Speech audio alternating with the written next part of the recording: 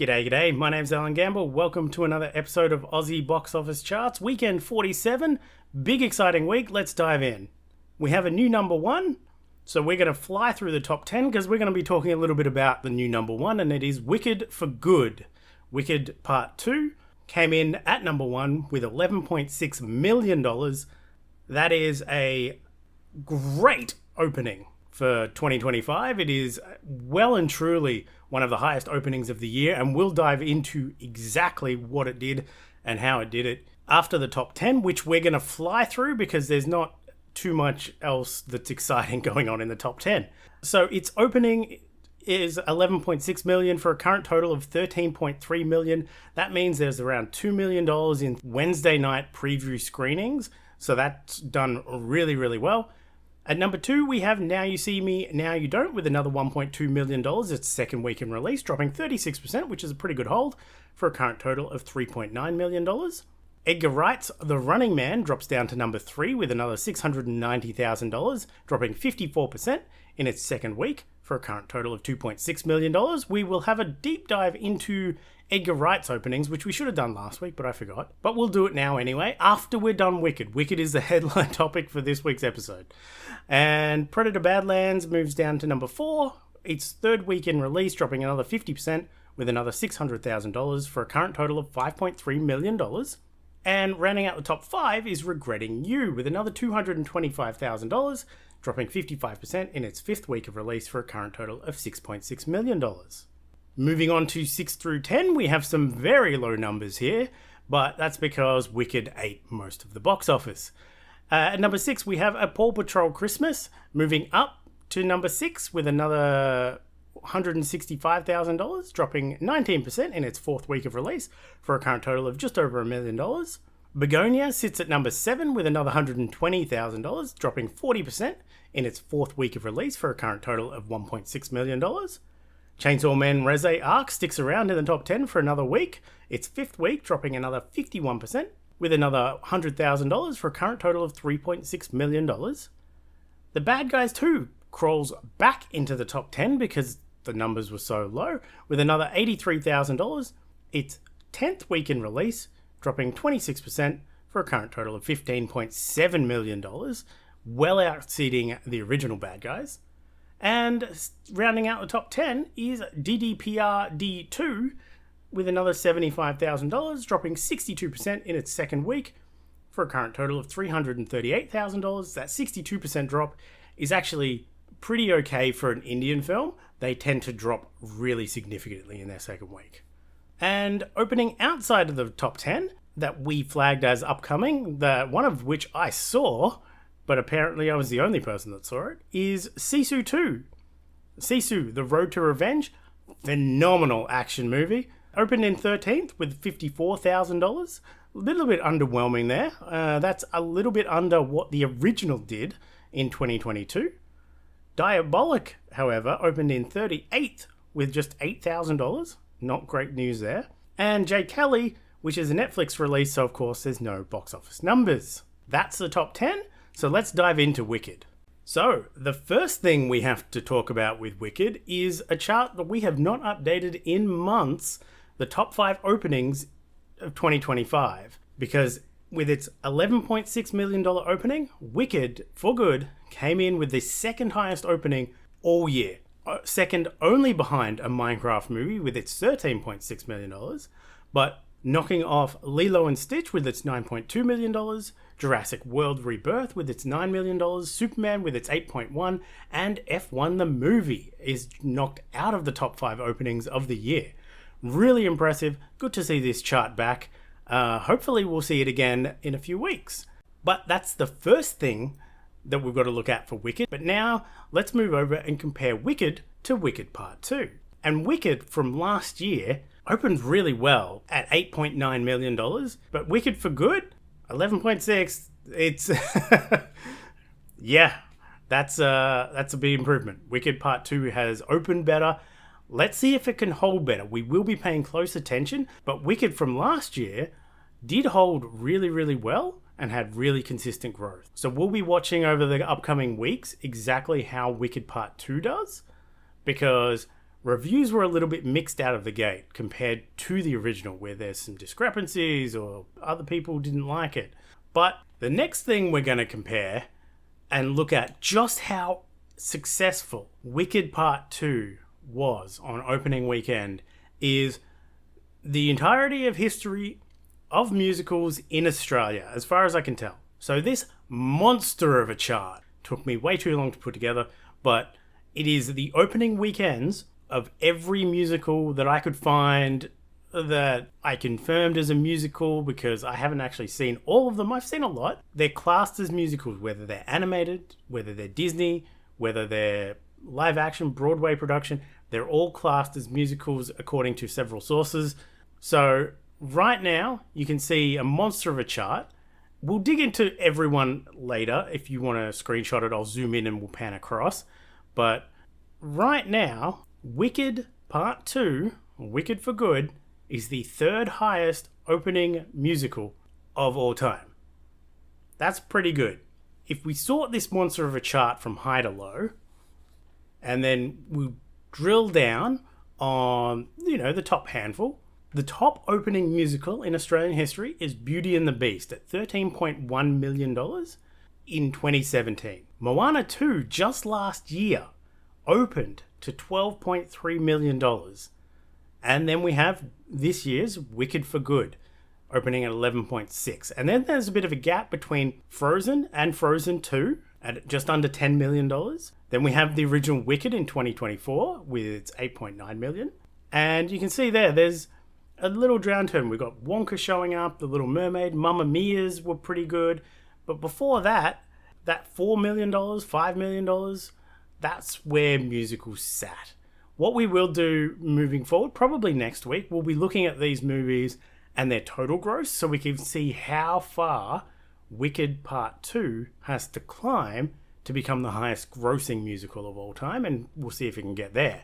But really impressive start for Wicked for Good. Real shot in the arm. I saw a lot of people out at the cinemas this weekend while I was seeing Sisu 2. Cinemas were all dolled up, all decorationed. It looks like a lot of fun for people that were going there. I will catch it before the end of the year. Then I thought we would take a look at Edgar Wright opening. We should have done this last week, but I completely spaced on it, comparing the opening of The Running Man at 1.4, just around $1.5 million to his other openings in the Australian box office. And you can see there, he hasn't had a lot of smash hits on opening weekend. A lot of these movies get cult followings over the years when they're released on home media or streaming and DVD with like Hot Fuzz and Shaun of the Dead.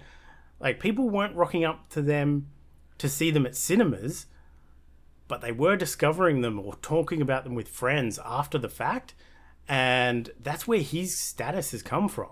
Shaun of the Dead back in 2004 opened to $500,000 in Australia. Hot Fuzz opened to $1.2 million in 2007. Scott Pilgrim opened to under $1 million in 2010. The World's End opened to just over $1 million in 2013. Baby Driver, his biggest box office success in Australia, opened to $4.4 million. And then his follow-up, Last Night in Soho in 2021, remember that was post-COVID now, opened to $400,000. I was one of those people.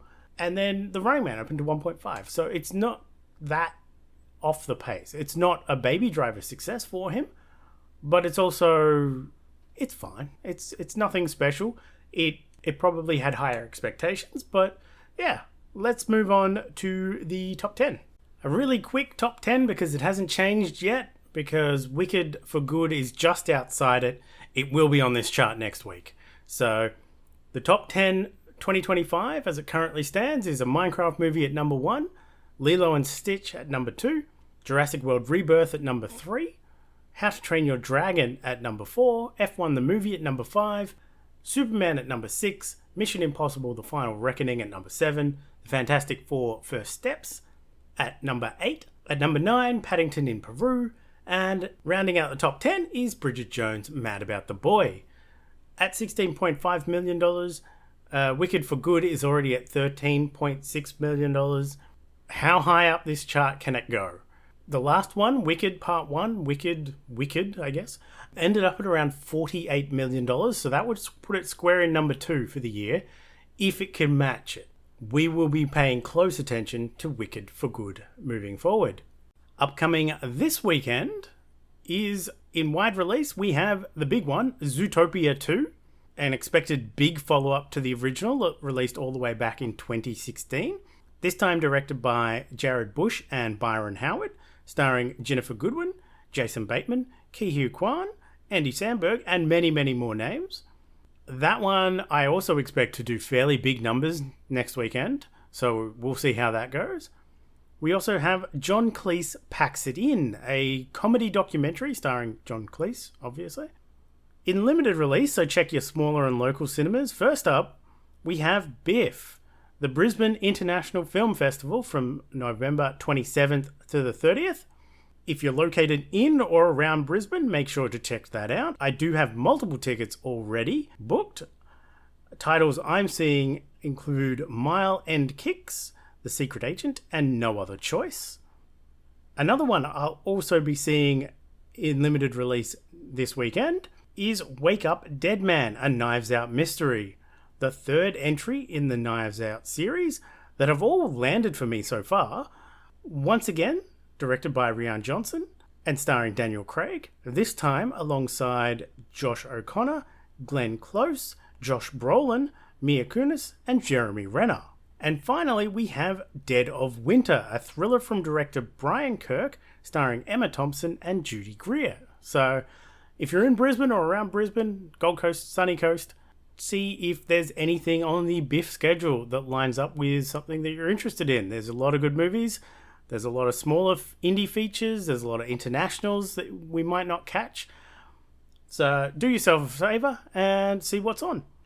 Upcoming on streaming, there's only one major streaming release, as I think everyone else wanted to get out of the way of this one, and that's Stranger Things, returning for part 1 of its season 5, which I think Netflix is breaking into 3 parts. The first 4 episodes are releasing on November 27th on Netflix, obviously, with the next 3 episodes releasing on December 26th, and then the finale on January 1st. I believe those are the Australian dates because the international dates, it makes more sense. It's on December 31st. I've not really watched this one, but I get it's a massive juggernaut of the streaming era, so for those that enjoy it, I hope you have fun. If that's not your jam, well, you also have one, not much. You have Troll 2, a follow-up to Troll from 2022, written and directed and starring most of the same people from the original, and can be found on Netflix on December 1st.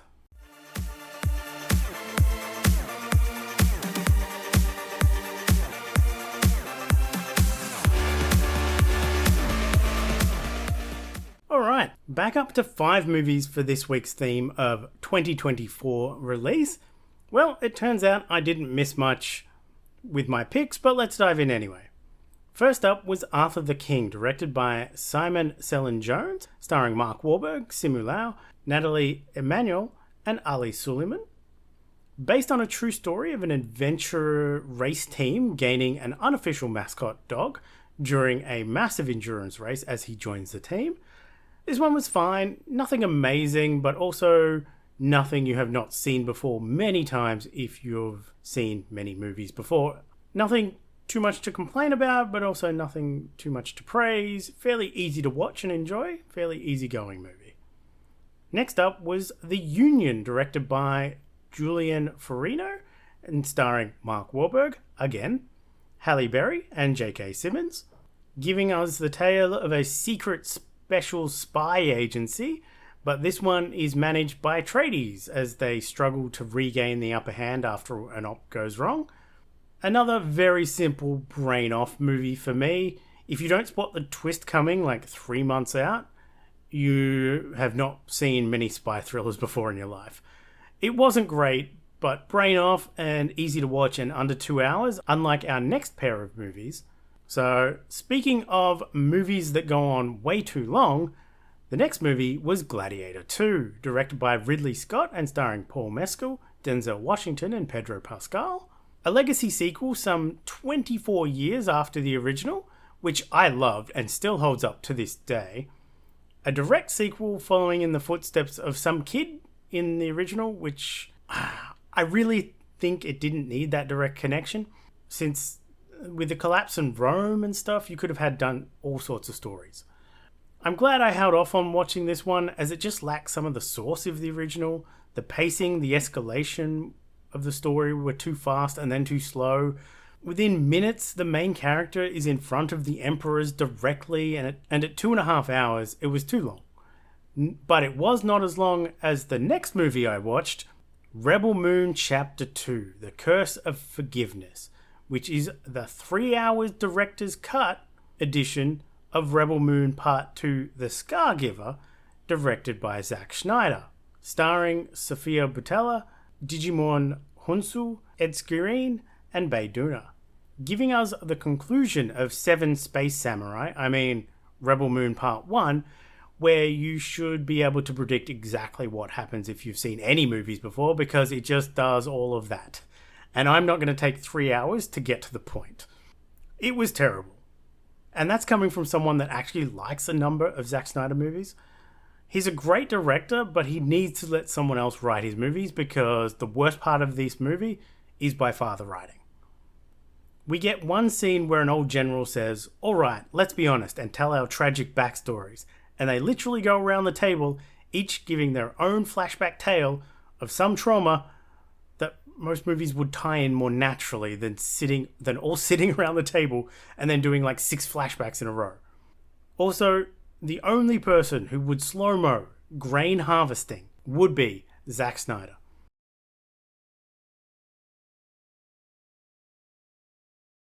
And finally, the only movie I could class as good and actually recommend this week, The Colors Within, directed by Nakoyo Yamada, a Japanese anime coming-of-age tale of 2 girls at a Catholic school. Our main protagonist, who can see people's colour as an aura, and finding passion in music, with a third member forming a small band. A delightful little music coming-of-age tale that I genuinely felt had more to say than it did, but it wasn't written into it. But if you're able to read between the not too subtle lines, I think you will have a good time, and some of those bops be bopping. This week's theme is planes, trains, and automobiles. So, movies featuring or focusing on planes, trains, or automobiles. So we have things like A Taxi Driver, Air Force One. We have things like Sisu, The Road to Revenge, which I just watched. Carry On, Die Harder. We've got a lot to choose from, but let's have a look at my shortlist, which consists of a few bad movies like Taxi 4 or Soul Plane, but we have Drive My Car, we have Better Luck Tomorrow, Train to Busan, Plan B, The Man in the Hat. I might rewatch F1. So we've got a few options. We'll see how we go. That is it for me this week. But while I'm doing my outro, here is the full musical opening weekend chart pan that I promised earlier.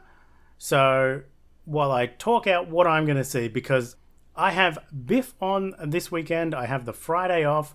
I'm seeing Mile End Kicks, written and directed by Chandler Levac, starring Barbie Ferreira, who was in Bob Trevino Likes It, one of my favourites from 2025. We also have No Other Choice, the latest from director Park Chan-wook. His reputation and his filmography speaks for itself. If you've not enjoyed any of his movies, do yourself a favour. And Wake Up, Dead Man, a Knives Out mystery, which I'll be seeing on the Friday. And then The Secret Agent, the latest from director Kleber Mendoza Filho, who gave us Bacurau from 2019.